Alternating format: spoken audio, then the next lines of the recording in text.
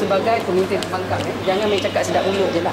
Berapa lama tempoh yang Datuk Seri nak bagikan dia untuk program saya akan keluarkan surat lah, surat tuntutan untuk dia minta maaf secara terbuka. Kalau tidak, kalau akan dia saman tak minta maaf baru dia nak saman. Yalah, sebab kita kena bagi dia peluang untuk minta maaf. Dan keduanya, berapa juta saya nak saman dia, nanti saya nak kira balik.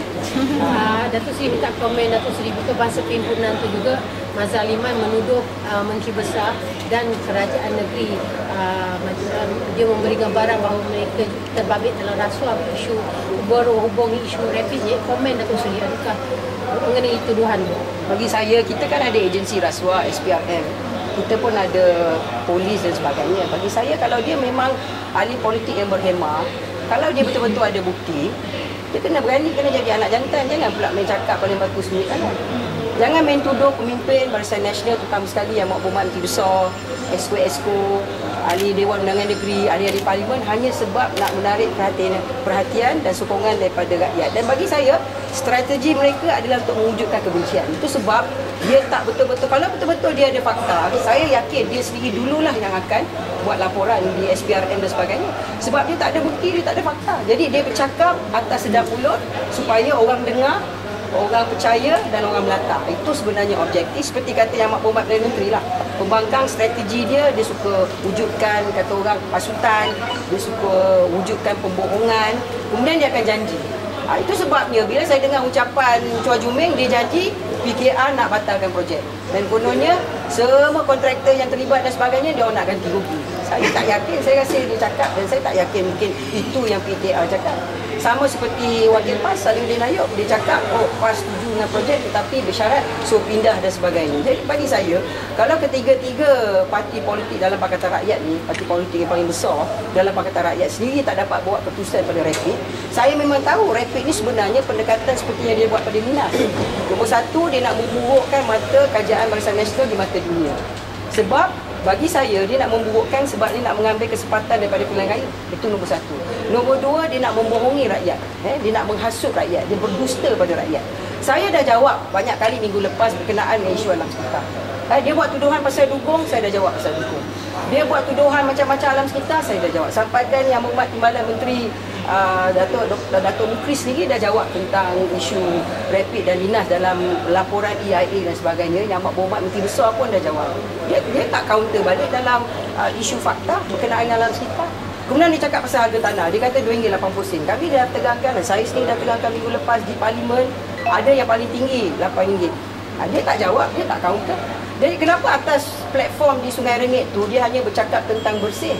Kenapa dia telah mewar-warkan isu-isu yang tidak relevan? Jadi memang saya tahulah objektif niat mereka hanya untuk memburukkan kajian Barisan Nasional. Dalam portal pembangkang, Hishamuddin Rais dan Salihuddin Ayub mendakwa kereta mereka telah cermin dipecah, tayar dirobek dan macam-macam. Komen Datuk Seri, adakah benar ia berlaku? Saya dah 2 penggal jadi wakil rakyat.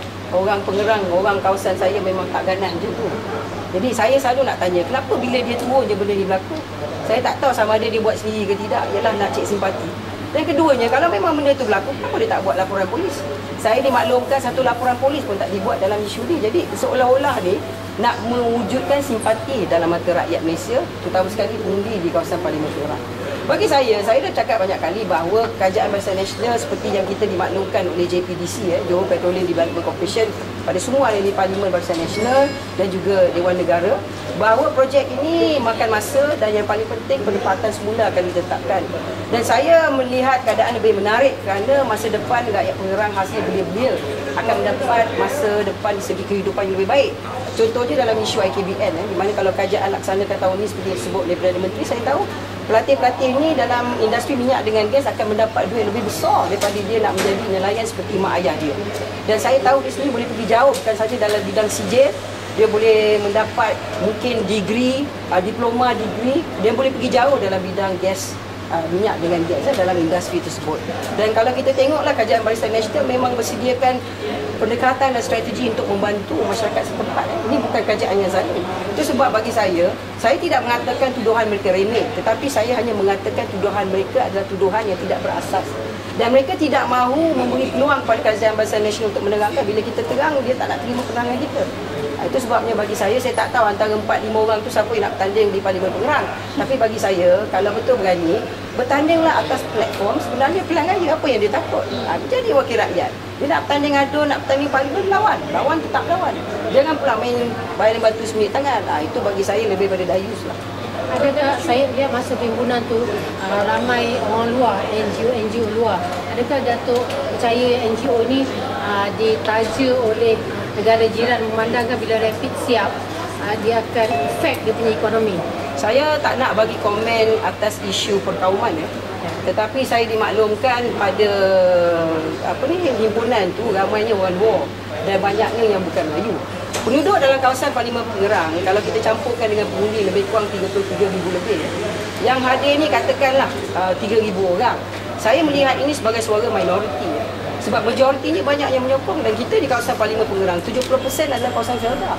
Isu penempatan tu antara 7 hingga 10 kampung tu, kerajaan negeri tengah usaha untuk membuat pemindahan dan persekolahan dan sebagainya. Mana masyarakat tu di segi wujudkan bandar dan sebagainya. Kalau kita tengok di segi perkampungan satu persatu, banyak keadaan perkampungan berbanding dulu dan sekarang ni akan dinaikkan taraf hidup mereka. Jadi ini saya tengok sebagai satu pendekatan yang cukup baik untuk masa depan mereka. Dan kalau kita tengok secara menyeluruh mengatakan adanya tentangan daripada negara jiran, saya tidak ada bukti. Tetapi saya tahu bila projek rapid ini naik, yang akan memberi keuntungan yang besar adalah negara Malaysia. Sebab kalau kita tengok di jiran kita paling dekat Singapura, dia tidak ada hasil bumi asli seperti minyak, dia tidak ada getah, dia tidak ada macam-macam kelapa sawit dan sebagainya, tetapi ekonomi mereka lebih maju daripada kita. Itu sebabnya kita tahu mereka dalam bidang industri dan minyak memang selalu melibatkan diri sebagai industri yang membantu support services pada bidang minyak dengan gas. Dan bagi saya, projek rapid ini akan memberikan satu langkah yang begitu berbeza bagi kerajaan Malaysia Hasya di negeri Johor. Itu sebab bagi saya, kalau kita rakyat yang berjiwa, kita pemimpin yang berjiwa rakyat, kita mesti meletakkan keutamaan kepada rakyat, masa depan rakyat. Okey, terima Satu lagi, masa perhimpunan tu ada wakil dari perhimpunan Anti-Dinas Kuantan, dia cakap yang Singapura is worried pasal projek Pengerang akan cemar alam sekitar, dia efek Jurong, padahal Jurong is also refinery kan. Jadi komen bagi saya nak cakap, adakah Datuk Seri terima sebarang surat daripada negara Singapura menyuarakan kebimbangan tu? Tuan-tuan, perempuan tuan-tuan mesti tahu bahawa kawasan saya ni adalah kawasan industri perdagangan kapal. Beratus-ratus kapal lalu lah. Saya dah cakap berpuluh-puluh kali orang tak percaya saya. Disebabkan kapal dagang ni lalu memang begitu banyak. Pengairan ini adalah pengairan paling dekat dengan Batam, Indonesia dan juga di Singapura. Berarti industri hak minyak yang kita nak sebut oleh kerajaan melalui projek rapid ini adalah sesuatu yang memang dilakukan oleh negara Indonesia dan juga Singapura. Tetapi pendekatan Malaysia itu akan lebih besar. Jadi bagi saya, isu yang nak diketengahkan ini bukan satu isu yang kata orang yang boleh dilihat sebagai isu yang dapat membantu rakyat, sebab ini akan mengubah ekonomi, landscape ekonomi kawasan Parlimen Pengerang kepada landscape ekonomi dalam bidang industri minyak dengan gas. Jadi saya tahu Indonesia dan Singapura bila masa pun nakkan yang sama, kecuali mungkin mereka tidak mempunyai peluang seperti kita. Jadi bagi saya kita kena tengok ni dalam pendekatan yang positif. Okey? Ya. Even the minority view their concerns, and some of the the assembly was from outside. Do you think that their view should be included? Well, I think to be fair, the Prime Minister, the new Prime Minister from Malaysia has allowed and guaranteed freedom of expression. And you cannot give me the definition as that the minority, when they voice out their expression, therefore they are also representing the majority.